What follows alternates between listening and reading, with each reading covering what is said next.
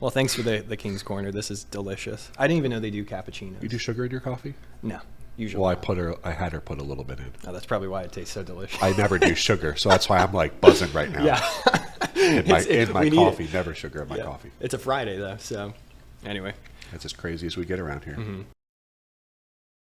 But yeah, so in my understanding, correct me if I'm wrong, the Benedictine option represents this sentiment that Christians ought to tactically, strategically retreat. withdraw right. from culture. Yeah. Mm-hmm. Yeah. I was playing chess with my wife probably about a year ago, and she was so frustrated when she had moved a piece forward. And I told her, after my turn, I said, now you have one move you can make where you won't lose any pieces. She could not see it because she was only looking at forward possibilities. Sure. The only move that would have delivered her from that was a tactical retreat, a strategic withdrawal.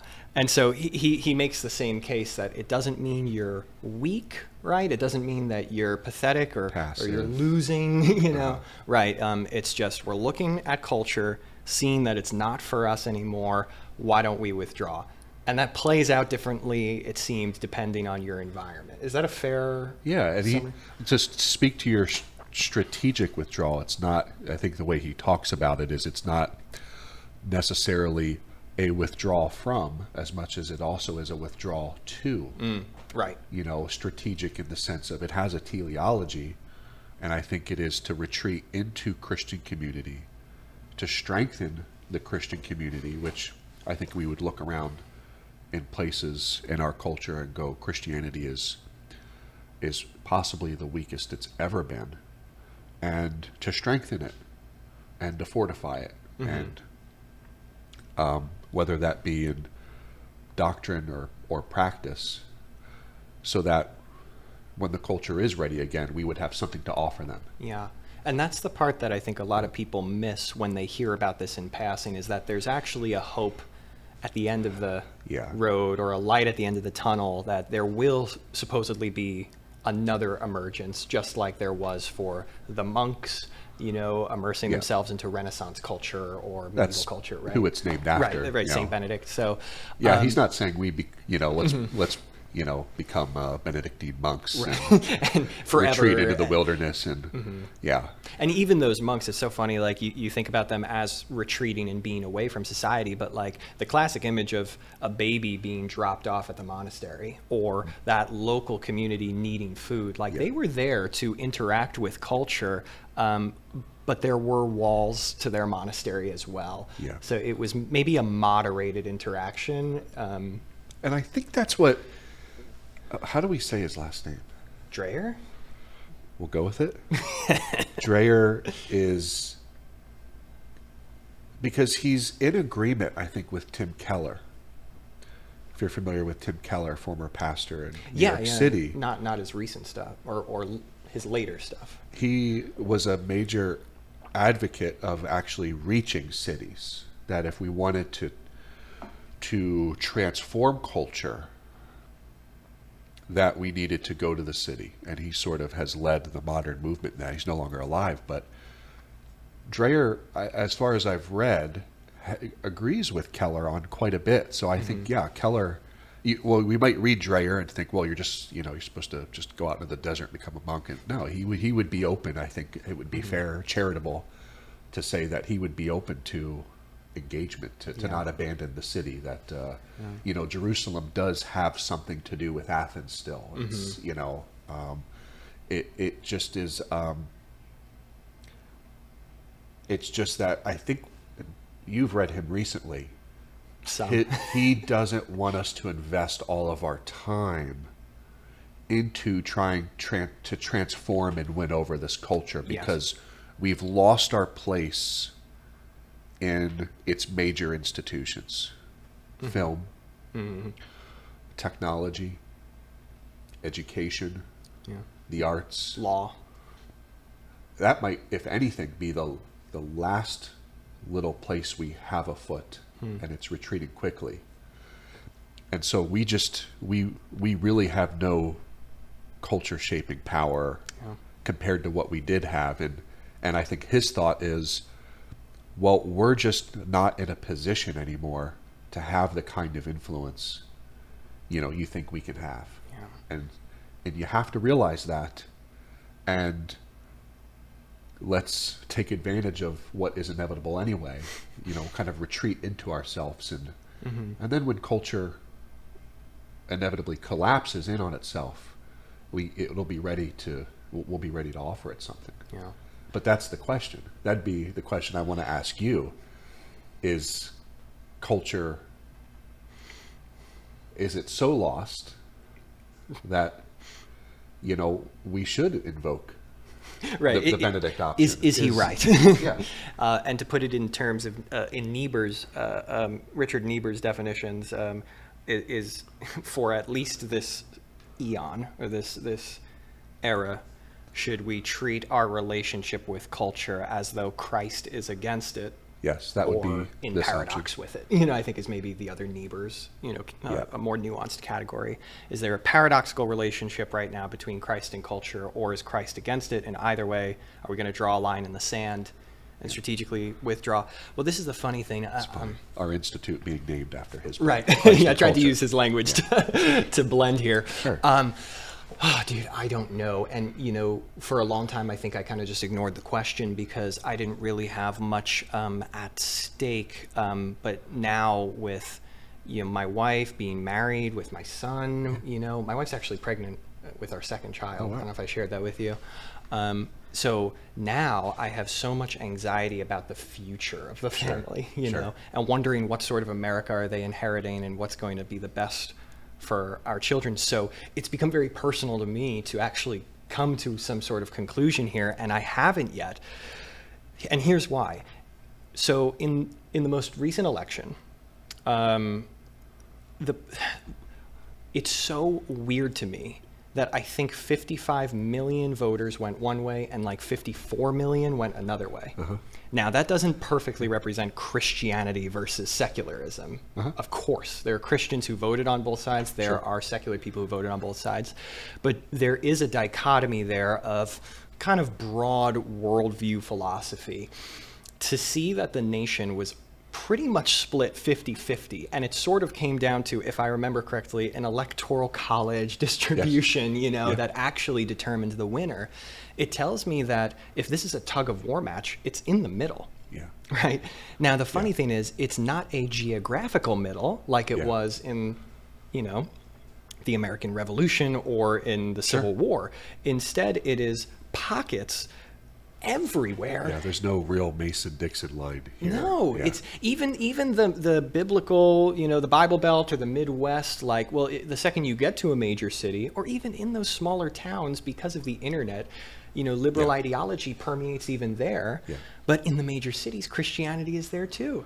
I was in New York visiting my older brother for his son's baby dedication, and we went to his church, and it was a vibrant, authentic, spirit-led Protestant experience, and I was so excited to see that pocket in the middle of Manhattan, which otherwise it was kind of culture shocking for me to return and walk those streets.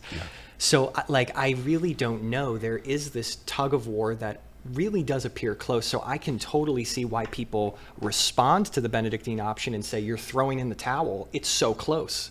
If we fight back and make some good arguments and get the right people, if they're politically minded, in office, if they're spiritually minded, if we could get the right systems working at our churches, maybe we'll see a comeback. So I think it comes down to, are you naturally an optimist or a pessimist? It's funny. Chesterton had this way of talking about that, and I forget exactly how he said it. I think he talked about the progressives and the conservatives as opposed to the pessimists and the optimists, and he said, the world really isn't going in any one of those opposite directions. It just wobbles. Yeah. It just does this, and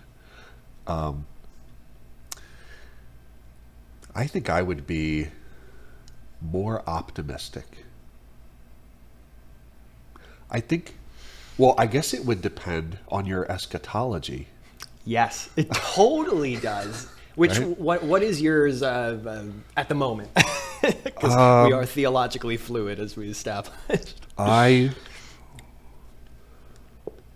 would say that most of it is intentionally cryptic in the text for other reasons. We could delve into it at another point, but I think I see myself as more of a post-mill, post-millennial, which is to say, Christ will return to a, and this is where the language always gets a little fuzzy, Yeah. largely Christian world, that the gospel will have succeeded. It's not, this is a bit of a caricature, but it's, this view says that, the goal is not retreat, abandonment. Yes, the world will be judged, but ultimately, he will put every enemy under his foot. And I think that encourages me to be a little more optimistic about the transformation that can happen. Ultimately, not necessarily now, because I think there's seasons, Right. for sort of what our wobbling. reaction to seasons of wobbling. Would you say also that even So I'm the a Great little more Commission, post-mill. kind of Yeah. supports that? I think so. That would be a classic text for postmillennialism, but I think that's what drives me to be a little bit more of a. I don't know what Niebuhr's language is for that. He's got Christ of culture, I guess it would be a Christ above culture, Right. but not in necessarily what is traditionally a medieval Catholic understanding, which is more of a dominance, a healthy dominance, but a Christendom. Yeah. Right? Yes. Yeah. But an above in a more nuanced sense to say, look, we need Christian lawyers, we need Christian artists, we need Christian filmmakers, we need Christian photographers, we need Christian musicians, we need Christian lawyers, we need Christian journalists, people to just go out and do their vocations in a way that is sort of oriented around Christ, and that will permeate culture and lead to perhaps even a change in the good for culture. I mean, and I think that's. And you've got salt and light as well, right? Well, you didn't tell me what your view was, so why am I? Well, I'm just unpacking yours for a second. I will, but Because I feel like I'm in the chair right now. well, I one of the reasons I said yes to coming. Notice I'm being very careful. I'm not defending post-millennialism. Right. You're saying this is an existing ideology that some may or may not agree with. But, you do have passages like salt and light, where light, by its very optical, scientific nature, overcomes darkness. So if there is a single light bulb in a room, all darkness must flee. Salt as well. If you put that on a steak, there's not really anything you can do to the steak to get rid of the salt. So there should be something almost infectious, but in a positive way, about Christians in the workplace, and almost passive. Like light just is. The salt just is. It's not really doing anything. It's just present. Yeah, it's been called a faithful presence. Yes. Yeah. By people who have these conversations. Right. Yeah, I'd say exactly. if I had to cast a vote right now, I would probably lean. Help me with the terminology. I don't remember if this is amillennial or what it would be considered, but I would have not an optimistic or pessimistic view of the end times or history, but that it would be cyclical. And here's why. First, it would be my understanding of the Old Testament, and it would be second, my understanding of Revelation. When you look at the progression from Adam and Eve, Abraham, the establishment of Israel, through to the end of the Old Testament, you have severe feast and famine that seems to be determined purely by the faithfulness of the body or lack thereof. That there isn't, correct me if I'm wrong, I don't really see a linear, a clear-cut relationship, a singular movement in the Old Testament. Like things in Israel are not generally across all the Old Testament getting better, and I don't see them as generally getting worse either. It kind of just depends on who was their king at the time and the sentiment of the people. Before I go on, is that a fair understanding? Just keep going. It helps me. Yeah. So seeing that God is okay, Yeah. seemingly okay with that, the body of believers kind of waxing and waning in their strengths and weaknesses. Between being in the land and being in exile. Right. So that would just be their language. But Right. yeah, that's a... And each time we can kind of analyze, depending on the book, if it's Judges or Samuel or whatever, we can see exactly what was going on there, but it's not always the same. There are some recurring themes like, Israel's king or they in general were disobedient. But sometimes we have in Nahum where Nineveh was used by God to discipline, Israel. And so that one wasn't so much you guys stink. It was, I'm going to actually help you get better. I don't know. The Old Testament's very complicated and I'm generalizing. No, but I'm tracking you. So then if you look at Revelation, over to the second reason, the way I've always read it is that Revelation has happened, continues to happen, and will ultimately happen again. Gotcha. In the same way where we might read the book of Daniel, it is a prophetic book, but it's about events that have happened. Yeah. They continue to function, throughout the world, and they will ultimately happen again in a big climactic way. It's typological. Yes. Yeah. Yeah. Is that how you take the seals and the bowls and the trumpets? Is Exactly. just you're Right. seeing the cycle again. You're Yes. just seeing what is happening from a different angle. Right. As And John paints it for you. Yes. Okay. And I do think it's the same event and multiple events. So you would see it as less prophetic. I think in a true sense of prophetic, you see it as more of instead of telling you sort of what will happen in the future at time X, it is more about giving you insight into reality as to the future. I think so. I would say the only thing I might change, though, my opinion of it will probably change again because we're going to go through Revelation again with my students soon. But what's your end time view? Well, I think Jesus wins. Now, what will the state of the world be at that time? Like, will it be generally a negative in the wobble or generally positive? I have no clue. Like, I'm going to press you here. Yeah, please do. Please do. Will Christ return to a world that is won over by the gospel, where every knee will bow and tongue will confess? Every enemy will be under his footstool. Or will it be the opposite? There'll be a remnant of Christians, but things will, again, perhaps be more pessimistic than that. I guess ultimately. If I had to bet right now, put money on it, I guess I would go pessimistic for one reason alone, and that's because it sounds like the story that would give Jesus the most glory. Now, I know that that's not necessarily true, but the first version sounds like it's very human-led. Now, it's really the Spirit working through the church, of course. Sure.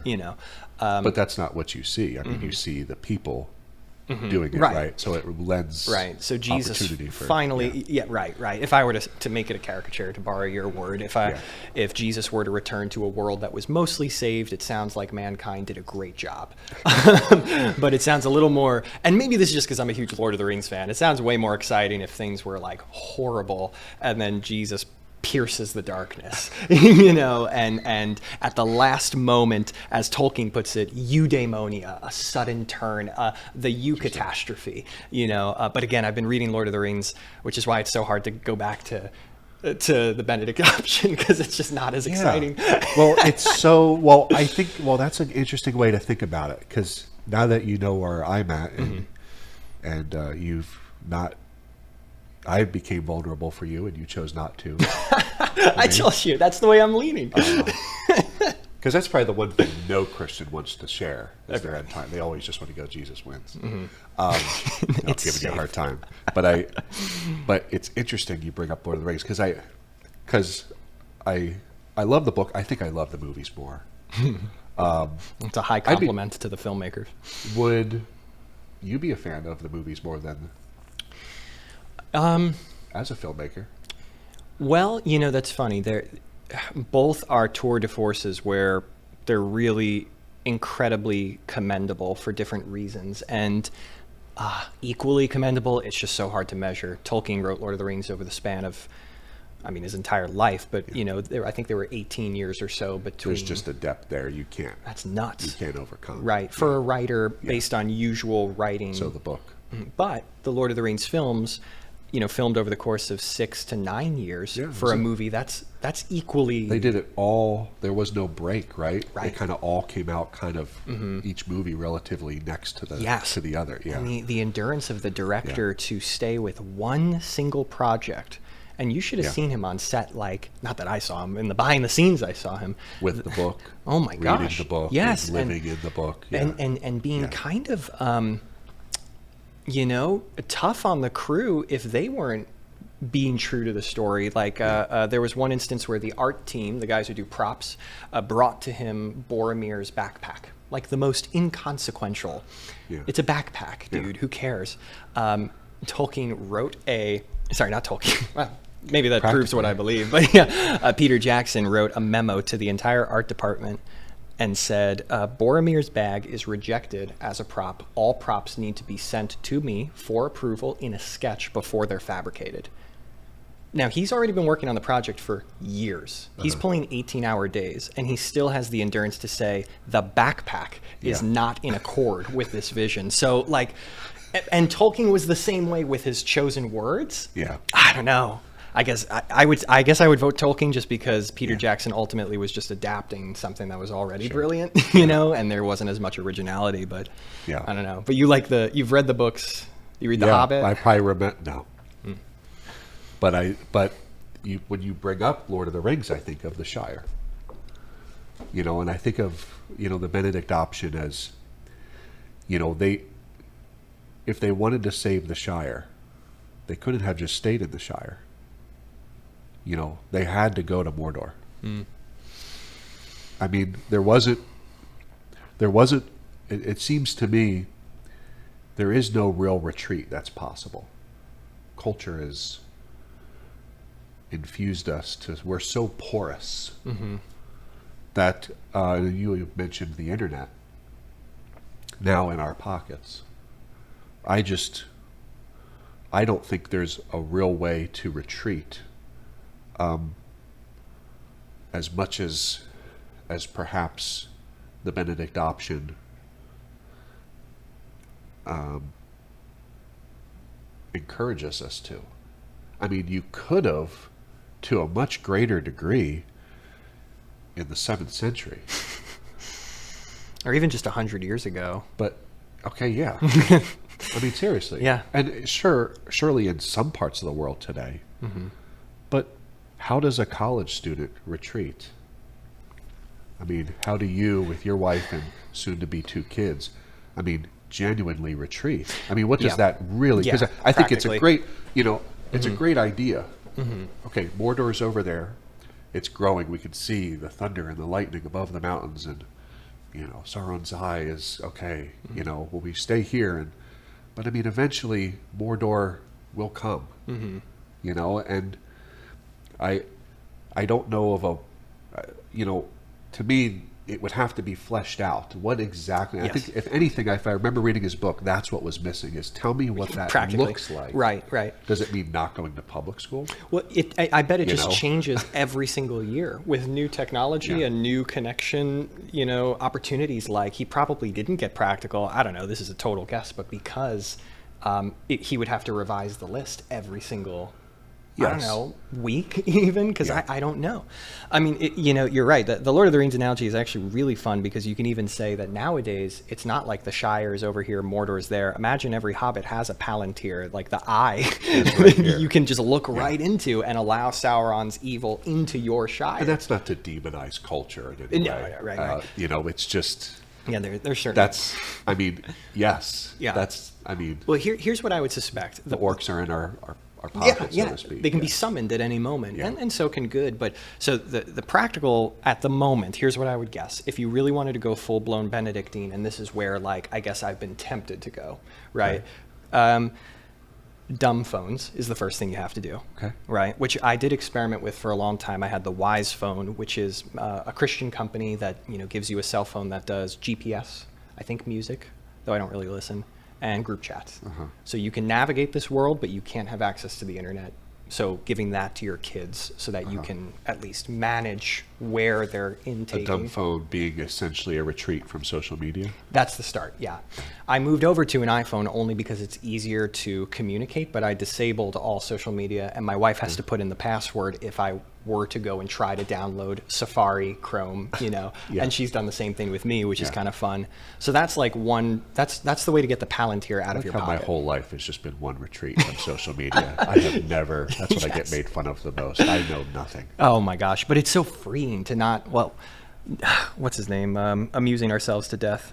Neil Postman talks about, he talks about this like emotional fatigue. If you're on social media and you see what's happening all over the world, uncontrolled as you're walking to the next class or cooking dinner, you will drain your capacity for empathy for the person who's living with you. So that'd be like step one. Step two is to select your communities by whether or not they're authentically Christian. So private Christian school, church. If I'm doing a football league, or whatever, eventually I'm sure we'll see Christian sports and extracurriculars, and you see the rise in, I guess, classical Christian education and homeschooling, now, right. So that would be my guess.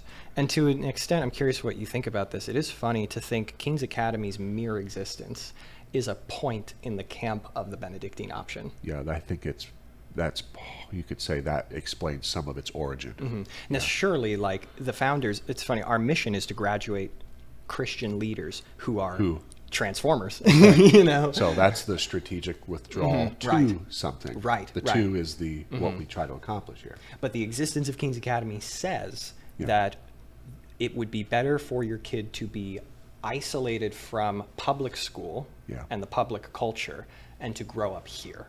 So whether we realize it or not, everyone on this campus who works here supports the Benedictine option in a small way. Would you say? I don't know. You're putting words in my mouth. First off, you got me to say what my eschatological views were. Yes, victory. Why do I know you? I don't know. We've been stuck together for 7 years. I agree. Yeah, I definitely agree with that. We have that at our foundation. Yeah, but that isn't the way we. It is not the way we perceive our purpose. It's not I don't think that becomes our identity, though. There's maybe senses in which we might see that, but I do think we have a transformationist perspective. I mean, we are trying to graduate students with spiritual vitality, this academic rigor, excellence, in order to change the world. And who are we graduating? Well, we're not graduating pastors. Fair. Yeah. We're graduating lawyers, filmmakers, artists, engineers, who hopefully are going to have a kind of faithful presence out in the world that will be attractive and transformative. So I think it's that's fair. I think that's our identity. And the international student program, that's a whole other clear sign that we welcome culture to come here. We welcome the world on our campus for the sake of transforming the individual, and then therefore the fact that you don't have to be a Christian to go to school here. Right. That we're not a covenantal. Right? Well, we're probably quasi something there, right? But we're not connected to a church, So, but I like that. For me, I hate losing a foothold in culture, and not an aggressive foothold, but a presence. And I think, tell me if I'm wrong on this, part of the reason why, and we probably have to get to really what is the church's job here. Yeah. Because that's really going to determine some of this. But I think the reason why, if we can use this language, the culture has been lost, is because we pulled away from culture. Because we kind of did What the events? Benedict Yeah. Option. Yeah, what events We would pulled you say? away out of the university, and we accepted this sort of fideistic faith. And the university has been lost. I mean, you look at the universities and how they started with more of a Christian foundation. And that is, you mentioned Nietzsche. That is, since his time, that has been progressively lost. We have no voice there at all. No voice. I don't think we have a voice in the scientific community. Do we have a voice in film, in art? No, Really? No, it's a I Benedictine when I voice. think of Christian filmmaking, I think of Pure Flix. Right, no, it's either, there's a line in the sand. And just by calling it that, there's a line. It reminds me what I used to love, and I'm a big Kellerite. That's my problem. But No, I love him. but I like to think of myself as an evangelist. I don't know. It's what I like doing, and Keller, and perhaps this model of cultural engagement has that flavor to it. But he would always publish his books through like Penguin. It wouldn't be through like Zondervan or Thomas Nelson. These Crossway, these Christian publishers. He would put it right out there. And I always.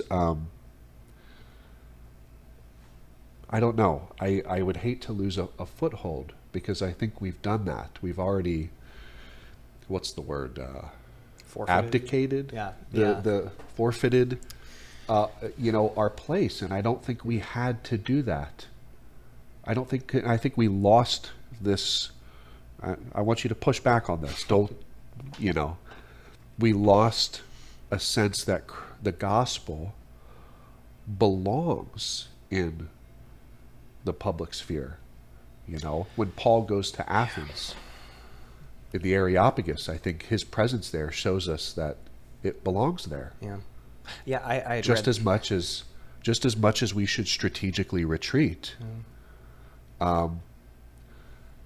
It's so hard. I don't have nearly a deep enough understanding of American history to identify exactly what those key events were and whether or not it is a fault of the Christian. Like, I'm trying to think of the sexual revolution as kind of just one singular event topic, and I don't know the exact instances, the responses. When did the Catholic Church come out and condone it publicly, and when did Protestant churches? And I don't know that, but I'm struggling to call to mind exact instances where the church was sadly passive.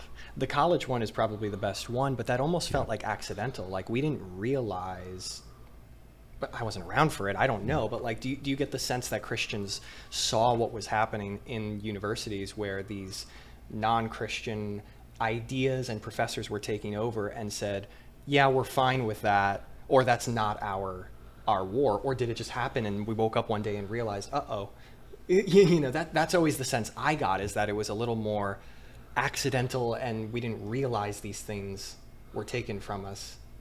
But I don't know American history well enough to, point out I think, as I see it, have studied it, the push against Christianity became quite strong around the time of Nietzsche. And our response was to try and redefine faith in such a way that we could protect it. And so faith became, this is a bit of a loose way to say it, but it became a little bit more romantic. It took on that romanticism. Because if I could subjectivize it, then you really can't get at it with your Hume and your Kant. You can't get there. I totally follow you. Because now I'm in the subjective. And I don't think you could well, we could sit here and point to individual things. I think you just look back at history and just look at the broad Yeah. sort of wave coming at you, which I think is that sort of retreat to the subjective. Yes. You could see, it's just, it's the ideology. I mean, just think of the origin of our school. That is an example of it. Not negatively, Yeah. because sometimes that does need to happen, and thank goodness it happened here. So let me try to understand. Okay, so going with Nietzsche as maybe our hinge figure for where things started to turn, I'll say something that's probably going to be very unpopular, but I suspect is true, that the only reason we're in the state, one of the only reasons we're in the state we're in right now, even considering this tactical retreat, is the Protestant Reformation. Yeah, that's And the printing press, I would say. Okay. That this kind of, the fact that learning became democratic, that it was not, the Bible and truth and knowledge was not held behind the walls of a monastery and people who only spoke Latin, but suddenly, and I am grateful for it generally, became democratized, is that the word? To common languages and common people. Yeah. And because of the printing press, we suddenly became a learned culture. Yeah. Now we are able to disagree and argument wins out, which during the Middle Ages and through the Catholic Church's history up until that point probably was not driven by argument. I mean, you had Aquinas, but it was argument within the context of theologians who already agreed in God. So is that fair to say that Nietzsche is almost an inevitable product of us taking God's word and therefore the basis for knowledge and learning in the West and putting it in the hands of the peasants rather than keeping it with the clergy? What's wrong with you? And to clarify, I'm not saying that's like in general bad. We are products of the Protestant Reformation and our jobs are, and I love what we do, and I love that I have a Bible in my hand and I can understand it. And I suppose I would say that it was worth the consequence. That is without question. It's not like I would say it is. I guess what we would say is just there's a sense in which it is our own self-doing.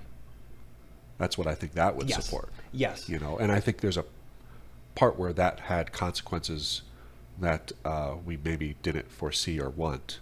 Without question, Charles Taylor's A Secular Age, probably the in my opinion, the best chronicling of how we got to the point that we think today, how we think today. Kind of a history of Western thought. It's massive. It's like 800 pages. It's a horrible read, but it's so insightful. So exactly. But he says that, or at least it strongly implies it, as I've read him, is that is really what turned things. Yeah. Well, I think a lot of people would point to that. Right, and so that being said, when you get to Nietzsche, self-inflicted. Right, you've got these theologians who don't. You're pointing out, just to clarify, you in all of that you lose. The church loses, especially with the holy wars that followed, its reputation. It loses its authority. Yes. It begins to lose its influence. You begin to have, like the populace, you said, education changes, and its way of approaching the Bible changes, right. and all of that just kind of would lead naturally to a liberalism. At least some individuals. Would that be fair? Yes. Yeah. Okay. I'm not saying it's inevitable that humankind in majority, but that characters like Nietzsche would then be born and live. Makes them possible, because 500 years ago you could not, depending on if you were in, let's say, the West, you wouldn't go, there is no God.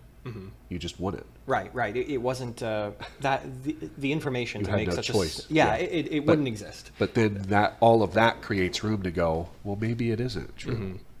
Just room for that little question, where that question never really would have come about. Society was too structured for you, kind of to even ask that question. So I pity the Christians who were contemporaries of those original doubters, because I don't think they really had the tools available to them to compete. And it's only now, maybe 150 years after some of these writers, that apologetics finally has a robust offering of well, curriculum in the classroom, you know, Yeah.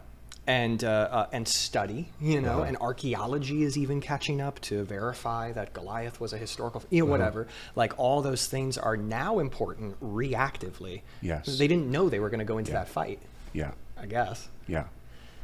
But now I'm concerned, and here's why: because we're fighting a battle using apologetics, using all of those more modern critical thinking, you know, those sorts of tools.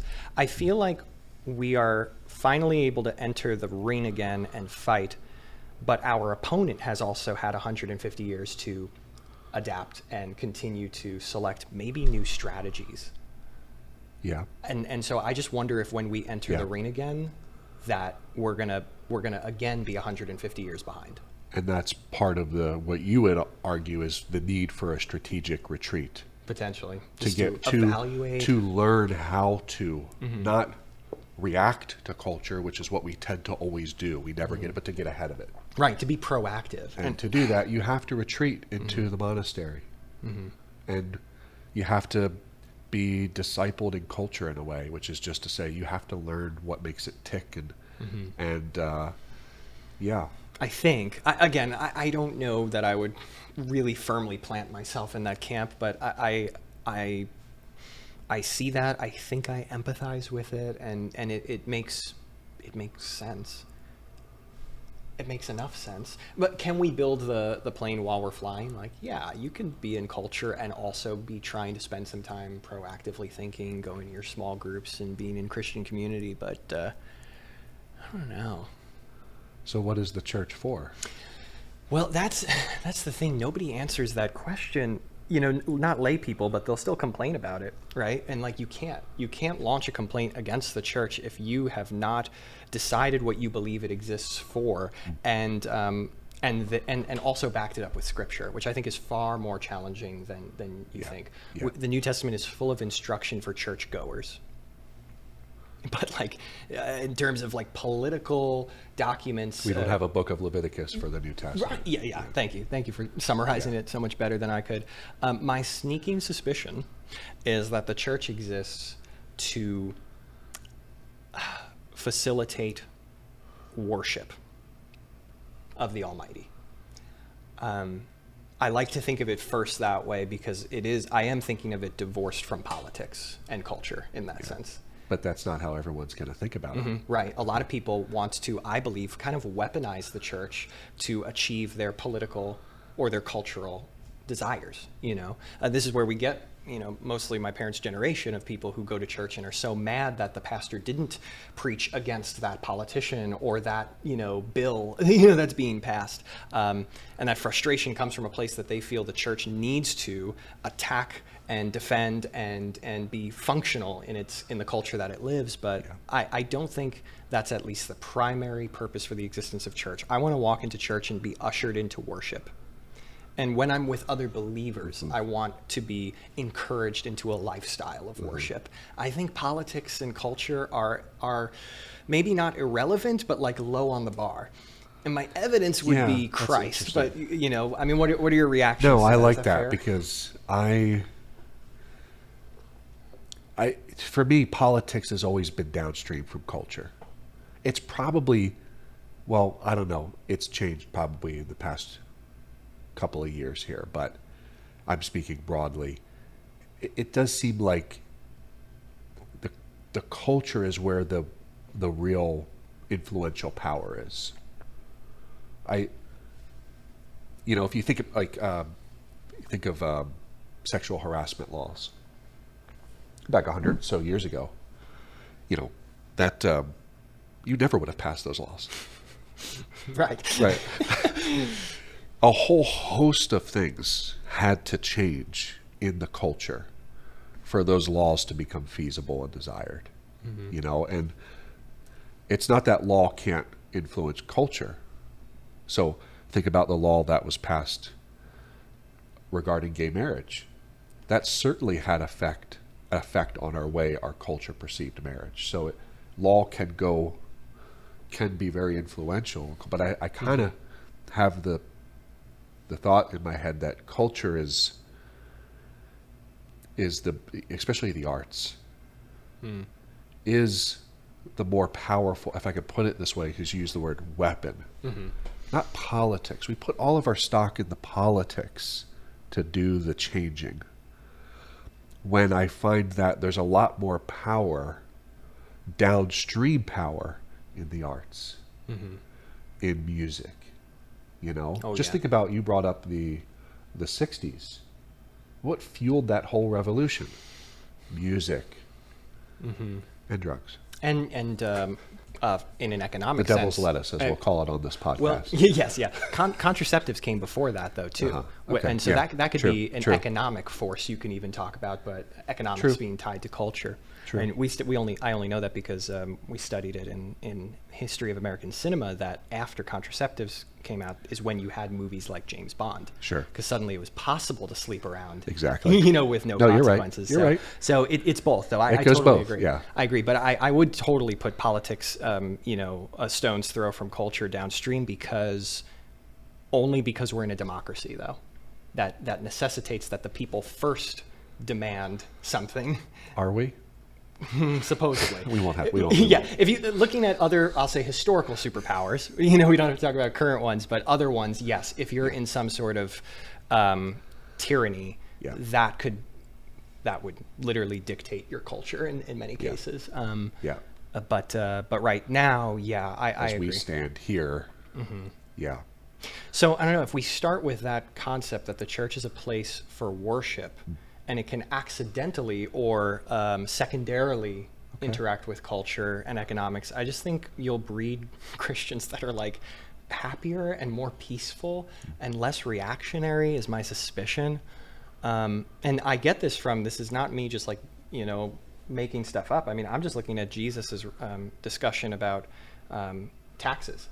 Give to Caesar what is Caesar's, give to God what is God's. It seems like a very stoic, I don't really care about, what's happening in the Roman government. You give them whatever they want, and then I want your attention back on God. Now, of course, what he's actually saying there is very radical, because he's saying Caesar is not God. So it is a political statement in one sense, but just the phrasing, to me, it definitely sounds more, I don't know, dismissive. Yeah. There is a political element to the gospel message. I mean, Jesus, he's referred to as the Son of God. So was Caesar. So This is more complicated. You might change my mind right now. But I mean, I'm with you 100%. I just see so much opportunity. I agree with you. So you think you go back a couple decades ago to the Christian right, the Christian coalition, and when there was a big political push. But I have always seen more, we're not advocating against political engagement. We encourage it here, and we want more Christians in law. But I have always saw more fruit beyond the politics out there. I've always seen technology and art, and to be more education, the university to be more influential in what actually shapes culture, as to walking into a voting booth. And is that why you went for the name Institute of Christ and Culture? The "and" was to be neutral as possible. But that is a Niebuhr view. There is a Christ and culture, which is what you said at the beginning. It is that they exist in paradox. But I kind of tried to just avoid. But rather than the Institute of Christ and Politics, or Christ and Economics, that you see culture as being more of a monolithic thing. Yeah, I know. I think I would totally agree. Again, in the context of a Western democracy, I'd have to think about it more for the rest of the world. Yeah, and I would agree too. Interesting perception of what the church is for, that probably nobody gives enough appreciation to, is worship and directing and reorienting our worship. Because everybody, biblically, there is nobody who doesn't worship. Everybody does worship. Culture is shaping our desires around something. You know, if worship is our response to what we love most, culture is orienting us around something Right. that probably isn't Christ. And what I like what you're saying is there's a sense of it. In other words, the culture has a liturgy to it. Mm-hmm. You know, when you walk into a mall, it's not as different from a church as we think. You know, you have your little kiosk. You might even have some greeters there. It looks, it's certainly, if it's a nice church, it looks like a church. Uh-huh.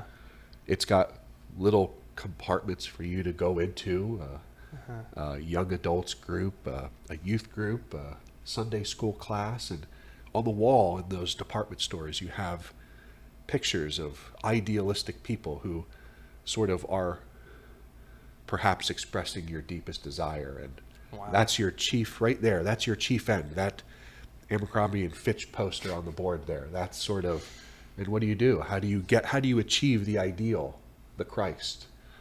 Well, you go to the counter and you consumerism. You pay for it. And there's your... Or in the church, that would be communion, the Eucharist? Sure. Okay. I don't know. I haven't... This is a great metaphor. But I mean, it is gosh. doing that to us. Yes. It is shaping your, this is from James K. Smith, your loves around something that is good. There's nothing wrong with clothes or a certain look or something like that. But for all of your desires to be oriented around it would be to idolize it and make it an ultimate thing. And you're saying, but when you walk into the church, the purpose of the church is to sort of wash that cultural liturgy out of you and reorient your desires. Because there's a sense in which we have no control of that. Just by walking into a church and participating in that, Right. that habit affects us. Like it's hard to say we're not consumeristic. If you exist in the West, you're consumeristic. You think individualistically. Like there's just some things that you just can't help just by being here. And that's because you're walking in those habits. And I guess the only difference I would have, because I'm not as a big a fan of the Benedict option, is that we can do that out there. We can do that reorientation out there. We can change those liturgies out there in these different institutions and culture, and I guess I've always had a little bit more optimism about that. Well, I mean, by the grace of God, I think absolutely. Maybe it comes down to your personal confidence, almost. Like, are you confident in yourself and your ability to be immersed in culture and to have largely a positive effect on it? That's Like, that's the word. And part of me just feels like I'm not strong enough, but maybe I should That's have a more good faith point. that Christ would sustain me if I venture out there more and try to participate without, enabling, but instead helping to transform, just to bring it back to Niebuhr's term, I guess. The cool thing with that view of the church, though, to glorify God, you'll still end up with a very diverse catalog of churches. Some will believe that through cathedrals and iconography and incense, you are going to help people immerse themselves into right affection to the otherworldly. But your metaphor made me really respect some of our local churches that I previously probably disrespected in my heart, as they do look just like a shopping mall.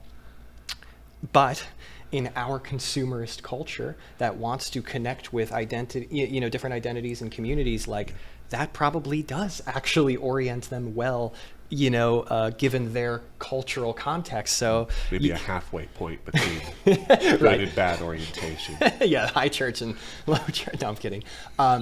You already said peasants. It doesn't matter. Right, I did call everyone peasants. I am too. This is the funny thing. I am a film teacher with no formal biblical education at all. So thank you for welcoming me to talk about these things. I have no authority at all. I am a theology hobbyist. Yeah, it doesn't sound like it.